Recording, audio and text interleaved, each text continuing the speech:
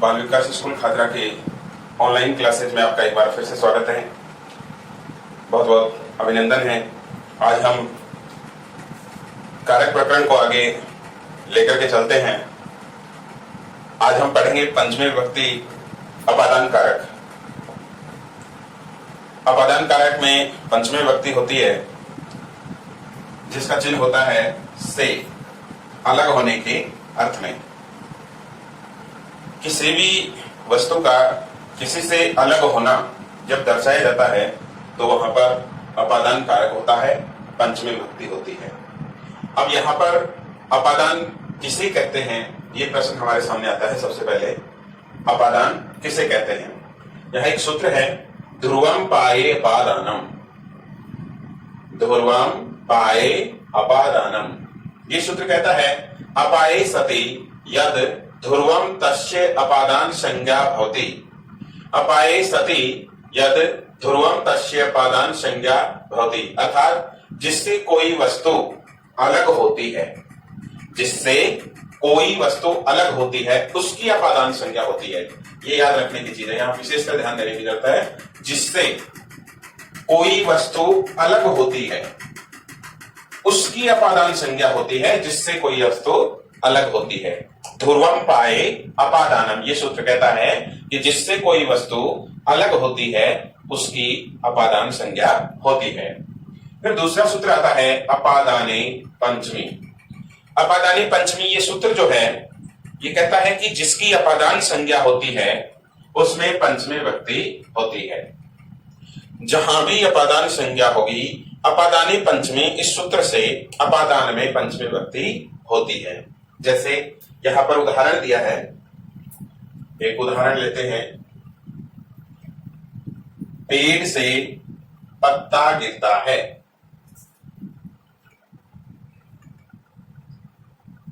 पेड़ से पत्ता गिरता है, यानी पेड़ से गिरने की क्रिया हो रही है किसके? पत्ते की। तो पत्ता जो है वो पेड़ से अलग हो रहा है।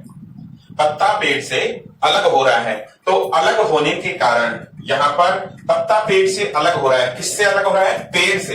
तो पेड़ की अपादान संज्ञा होगी, और अपादान संज्ञा होने के कारण अपादाने पंचमी से यहां पंचमी विभक्ति होगी, और ये बन जाएगा वृक्षात् पत्रम पतति। वृक्षात् पत्रम पतति, पत्ती यहां क्रिया है, पत्र यहां करता है, किससे गिर रहा है? पेड़ से, इसकी अपादान संज्ञा हो रही है। तो यहां पर पेड़ से पत्ता गिरता है, पेड़ से पत्ता अलग हो रहा है, अलग होने के अर्थ में पंचमी विभक्ति होगी पेड़ की, इसलिए ये बना वृक्षात् पत्रम पतति। ऐसे ही और उदाहरण आप ले सकते हैं। राजा गांव से आता है। राजा गांव से आता है, इसमें राजा जो है वो गांव को छोड़ रहा है, गांव से अलग हो रहा है। गांव से अलग होगा तभी आएगा, तो यहां पर किससे अलग हो रहा है? गांव से।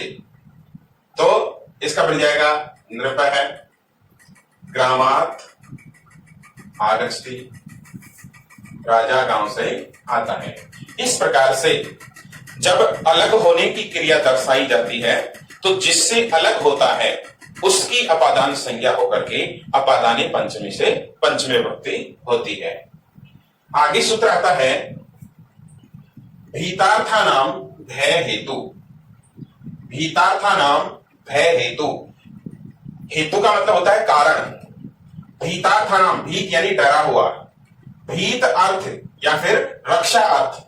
भीत यानी डरा हुआ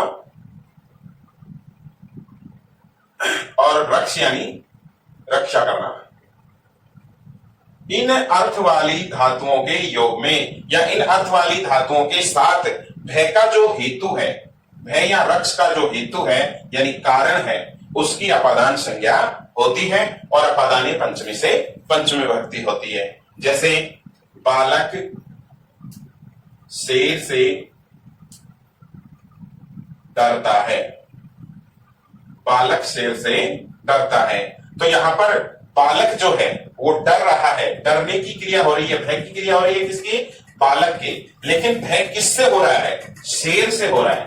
भय किससे हो रहा है? शेर से। तो शेर से डर रहा है, जिससे भय होता है उसकी यहाँ पर अपादान संज्ञा होगी। तो यहाँ अपादान संज्ञा होगी शेर की।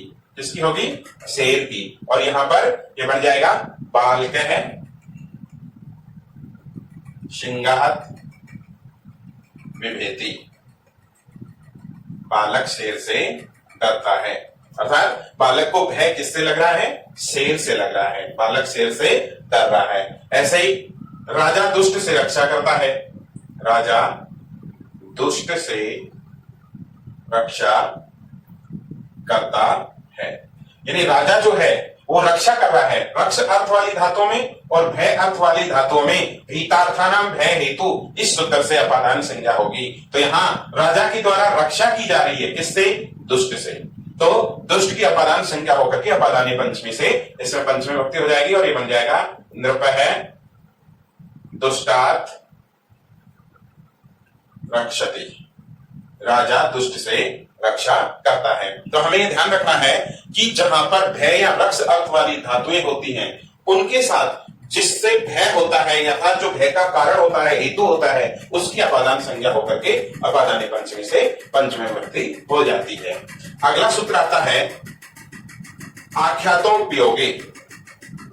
आख्यातो उपयोगे, ये सूत्र कहता है कि जिससे नियम पूर्वक शिक्षा ग्रहण की जाती है, विद्या ग्रहण की जाती है, नियम पूर्वक जिससे शिक्षा ली जाती है, उस शिक्षक आदि की, जिससे भी नियम पूर्वक विद्या ग्रहण की जाती है, उस शिक्षक आदि की अपादान संज्ञा होती है और अपादानी पंचमी से पंचमी विभक्ति हो जाती है। तो आख्यातोपयोगी ये सूत्र कहता है कि जिस शिक्षक आदि से नियम पूर्वक विद्या ग्रहण की जाती है, उस शिक्षक आदि की अपादान संज्ञा होगी और अपादानी पंचमी से पंचमी विभक्ति हो जाएगी। जैसे शिष्य है, उपाध्यायात् अधीते।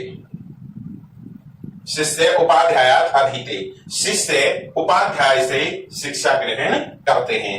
ऐसे ही छात्र है, शिक्षकात् पठति। छात्र शिक्षक से पढ़ते हैं। यहाँ उपाध्याय और शिक्षक ये दोनों नियम पूर्वक अपने अपने विद्यार्थियों को शिक्षा देने का काम कर रहे हैं। तो जहां पर नियम पूर्वक शिक्षा दी जाती है, वहां उस शिक्षा देने वाले शिक्षक आदि की अपादान संज्ञा होगी और अपादानी पंचमी से पंचमी विभक्ति होगी। इसलिए यहाँ उपाध्याय, यहाँ शिक्षक। इसी प्रकार से आगे सूत्र आता है जुगुप्सा विराम प्रमादार्थानाम उपसंख्यानम। जुगुप्सा विराम प्रमादार्थानाम उपसंख्यानम, ये सूत्र क्या कहता है? जुगुप्सा यानी घृणा करना, विराम यानी रुकना, प्रमाद यानी आलस्य असावधानी, इन अर्थ वाली धातुओं के योग में जिससे घृणा की जाती है, रुका जाता है, आलस्य या असावधानी की जाती है, उनकी अपादान संज्ञा होती है। जिससे घृणा आदि की जाती है उनकी अपादान संज्ञा होती है और अपादानी पंचमी से उसमें पंचमी विभक्ति हो जाती है। जैसे यहां पर उदाहरण है महेश पापात जुगुप्सते। महेश पापात जुगुप्सते। महेश पाप से जुगुप्सते यानी ईर्ष्या करता है, घृणा करता है। महेश पाप से घृणा करता है। तो जुगुप्सा जो धातु है, इस धातु के योग में घृणा की जा रही है यहाँ पर किससे? पाप से। किसके द्वारा? महेश के द्वारा। तो महेश को हो गया यहाँ पर कर्ता और जुगुप्सा यहाँ पर क्रिया हो गई, धातु हो गई। इस धातु के योग में क्या किया जा रहा है? घृणा की जा रही है। यहाँ पर किससे की जाती है? पाप से। तो ये कर्म हो गया। लेकिन यहाँ ये पाप से घृणा की जा रही है, इस धातु के योग में पाप के अंदर अपादान संज्ञा होगी और अपादान संज्ञा होने के कारण इसमें पंचमी विभक्ति हुई और ये बना पापात। महेश पापात जुगुप्सते। ऐसे ही कुलदीप अधर्मात् विरमति। कुलदीप अधर्म से रुकता है या अधर्म नहीं करता है। मोहन अध्ययनात् प्रमाद्यति। मोहन अध्ययन से आलस्य करता है, असावधानी करता है। तो हमें यहाँ पर ध्यान रखना है कि जुगुप्सा विराम प्रमादार्थानाम उपसंख्यानम, ये सूत्र घृणा करना, रुकना और असावधानी करना, इन अर्थ वाली धातुओं के योग में जिससे घृणा आदि की जाती है उनकी अपादान संज्ञा करता है और अपादानी पंचमी से पंचमी विभक्ति होती है। इसके बाद में अगला सूत्र आता है, 6वें नंबर का जो सूत्र है वो भूय प्रभावय। भूय प्रभावय ये सूत्र क्या कहता है? भू यानी होना, भू यानी होना। इस भू धातु के कर्ता का जो उद्गम स्थान होता है, उद्गम स्थान का मतलब जहां से ये उत्पन्न होती है या निकलता है, निकलना, उत्पन्न होता है, जो उद्गम स्थान होता है उसकी अपादान संज्ञा होती है। भू धातु के कर्ता का जो उद्गम स्थान होता है, भू का अर्थ होता है होना, भू यानी होना। भू धातु के कर्ता का जो उद्गम स्थान होता है उसकी अपादान संज्ञा होती है कौन से सूत्र से? भूय प्रभावय, भूय प्रभावय है, सॉरी भूय प्रभावय। ये सूत्र भू धातु के कर्ता का जो उद्गम स्थान होता है उसकी अपादान संज्ञा करता है और अपादानी पंचमी से इसमें पंचमी विभक्ति होती है। जैसे यहां उदाहरण के माध्यम से हम समझे, गंगा हिमालय से निकलती है, गंगा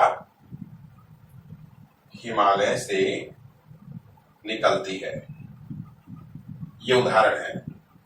यहां गंगा का जो उद्गम स्थान है, गंगा का जो निकलने का स्थान है वो क्या है? हिमालय। तो ये कह रहा है कि भू धातु के योग में, होना धातु के अर्थ में जो उद्गम स्थान होता है कर्ता का, उसकी अपादान संज्ञा होती है। तो गंगा के उद्गम स्थान यहां पर किसको बताया गया? हिमालय को। तो गंगा हिमालय से निकल रही है इसलिए ये इसका उद्गम स्थान हो गया, और उद्गम स्थान होने के कारण हिमालय के अंदर अपादान संज्ञा होगी, और अपादान संज्ञा होने के कारण इसमें पंचमी विभक्ति हो जाएगी और ये बन जाएगा गंगा हिमालयात, गंगा हिमालयात प्रभवती, गंगा हिमालय से निकलती है। कश्मीरात वितस्ता नदी प्रवहती, कश्मीर से वितस्ता नदी निकलती है।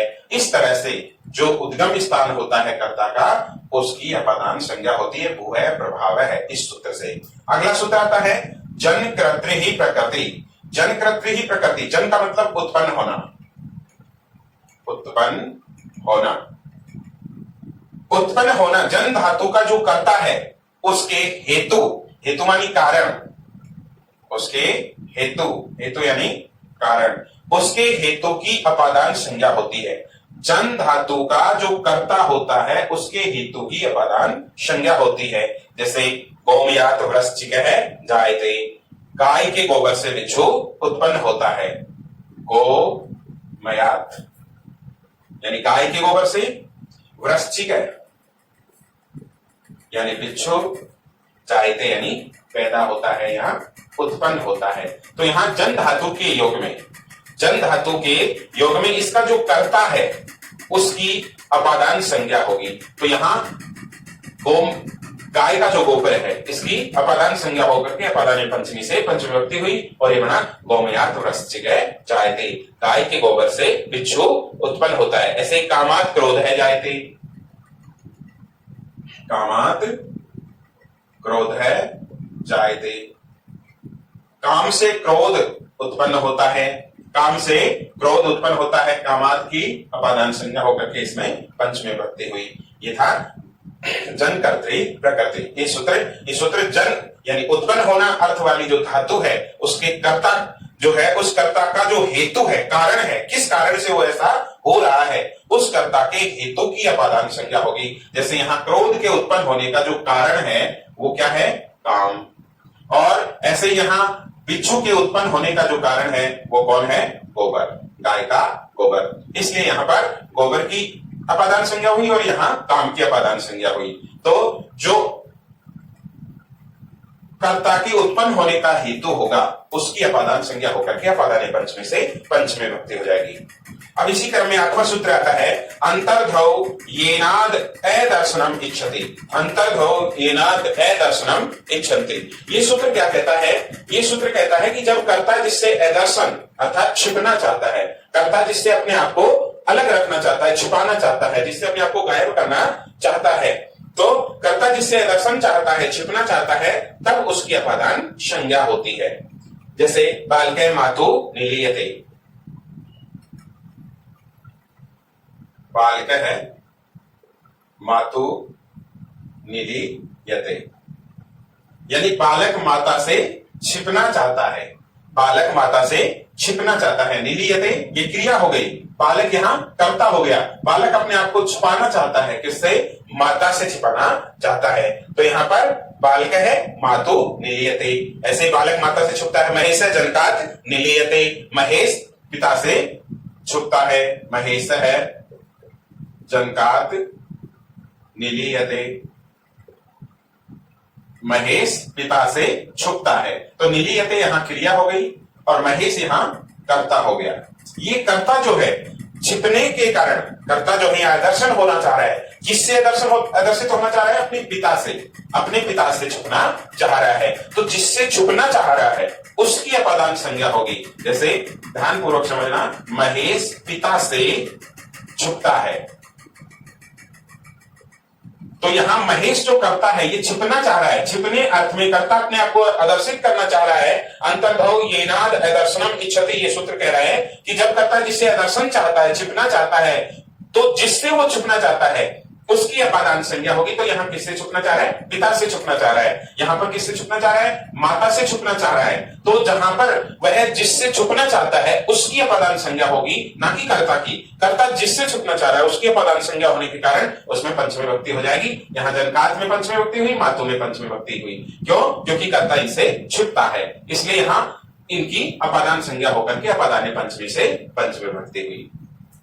अब आगे आता है सूत्र वारणार्थानाम इप्सित है। 90 नंबर का सूत्र है वारणार्थानाम इप्सित है। वारणार्थम, वर्ण, वर्ण यानी होता है हटाना, वारणार्थम इप्सित है। वर्ण अर्थ की धातु का योग में, वर्ण अर्थ की धातु के योग में जो अत्यंत इष्ट है, इप्सित यानी चाहा गया है, प्रिय है, उस वस्तु की अपादान संज्ञा होती है। सूत्र देखना, वारणार्थानाम इप्सित है। ये सूत्र कह रहा है कि वर्ण अर्थ की यानी हटाने के अर्थ में कर्ता जिसको अत्यंत चाह रहा है, जो अत्यंत इष्ट है, प्रिय है, उस वस्तु की अपादान संज्ञा होगी। वर्ण अर्थ में जो अत्यंत इप्सित है, कर्ता वर्ण अर्थ में, हटाने के अर्थ में जिसको सबसे ज्यादा चाह रहा है उसकी अपादान संज्ञा होगी और अपादानी पंचमी से पंचमी विभक्ति होगी। जैसे किसान जो से गाय हटाता है, किसान जो से गाय हटाता है। किसान जो से गाय हटाता है, यहां वर्ण अर्थ का प्रयोग हुआ है। वर्ण यानी हटाना, भी बताया था आपको, हटाना अर्थ का प्रयोग हो रहा है। यहां पर गाय को हटाया जा रहा है, किससे? जो से, जो की खेती से, जो को खाने से जो है किसान गाय को दूर कर रहा है, हटा रहा है। तो यहां हटाने की जो क्रिया हो रही है, वर्ण अर्थ की जो धातु यहां पर आ रही है, उसमें किसान जो करता है, किसान करता है, ये हटाना चाह रहा है किसको? गाय को। किसको हटाना चाह रहा है? गाय को हटाना चाह रहा है। लेकिन गाय को हटाने के लिए ये गाय से भी ज्यादा प्रिय किसको लग रहा है? गाय से भी ज्यादा प्रिय इसको लग रहा है जो, इसलिए जो को नहीं खाने दे रहा, जो को बचाना चाह रहा है, क्योंकि जो इसको प्यारा है, जो प्यारा होने के कारण जो को बचाना चाह रहा है और गाय को हटाना चाह रहा है। तो यहां पर ये सूत्र यही समझा रहा है कि वर्ण अर्थ की धातुओं के योग में, हटाने अर्थ की धातुओं के योग में जो अत्यंत इष्ट होता है, उस इष्ट मानी प्रिय, उस प्रिय वस्तु की अपादान संज्ञा होगी। तो यहां किसान को गाय प्यारी लग रही है या जो? निश्चित रूप से जाहिर सी बात है जो प्यारा लग रहा है, इसलिए जो के अंदर से गाय को हटा रहा है, तो जो की अपादान संज्ञा होगी और अपादान संज्ञा होगी तो इसमें पंचमी विभक्ति होगी। यही समझने की बात है। किसको हटा रहा है? गाय को हटा रहा है। तो यहां पर किसान तो हो गया कर्ता, किसान कृषक है, जो से यवित है, कृषक है, यवित है, काम, गाय को वार्यति हटाता है। किसान जो से गाय को हटाता है, यह ध्यान इसमें पंचमी विभक्ति हुई अपादान संज्ञा होकर के। ऐसे और भी हटाने अर्थ के कई सारे उदाहरण हो सकते हैं। लास्ट सूत्र आता है इसका पंचमी विभक्ति। पंचमी विभक्ति, ये सूत्र क्या कहता है जब दो पदार्थों में किसी एक की विशेषता प्रकट की जाती है, जब दो पदार्थों में किसी एक की विशेषता प्रकट की जाती है तो जिसकी विशेषता प्रकट की जाती है उसकी अपादान संज्ञा होती है और अपादान पंचमी से पंचमी विभक्ति होती है। पंचमी विभक्ति ये सूत्र जो जब दो शब्दों में किसी एक की विशेषता बताई जाती है तो जिसकी विशेषता बताई जाती है उसकी पंचमी विभक्ति कर देता है, उसमें पंचमी विभक्ति हो जाती है। जैसे राम श्यामात पटुतरे अस्ति, राम है श्यामात पटुतरे अस्ति, राम श्याम से चतुर है। तो यहां पर राम की और श्याम की दोनों की तुलना की जा रही है कि एक इनमें चालाक है, तेज है। कौन? राम। किससे? श्याम से। राम श्याम से तेज है। तो यहां पर श्याम की जो है अपादान संज्ञा होकर के अपादाने पंचमी से पंचमी विभक्ति हो जाएगी और ये बन गया श्यामात। राम श्यामात पटुतरे अस्ति। ऐसे ही जननी जन्म भूमिश्च स्वर्गाद अपि गरीयसी, तो यहां स्वर्ग में क्या होगा? पंचमी विभक्ति होगी।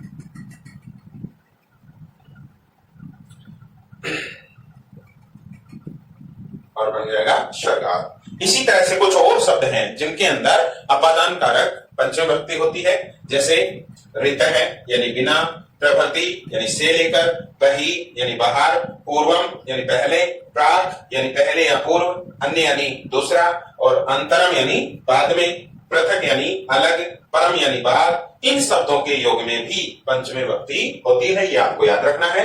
कौन कौन से शब्द हैं? ऋत है, प्रभृति, बहि, पूर्वम, प्राक, अन्य, अंतरम, पृथक, परम। इन शब्दों के योग में भी पंचमी विभक्ति होती है। जैसे दो उदाहरण यहां दिए हैं, ज्ञानात् ऋते मुक्ति न भवति, यानी ज्ञान के बिना मुक्ति नहीं होती है। ऐसे ही छात्रः विद्यालयात् बहि गच्छन्ति, छात्र विद्यालय से बाहर जाते हैं। इन शब्दों के योग में हमेशा पंचमी विभक्ति होगी, ये आपको याद रखना है। तो आज का अपना ये अपादान कारक पंचमी विभक्ति कंप्लीट हुआ। धन्यवाद। जय हिंद।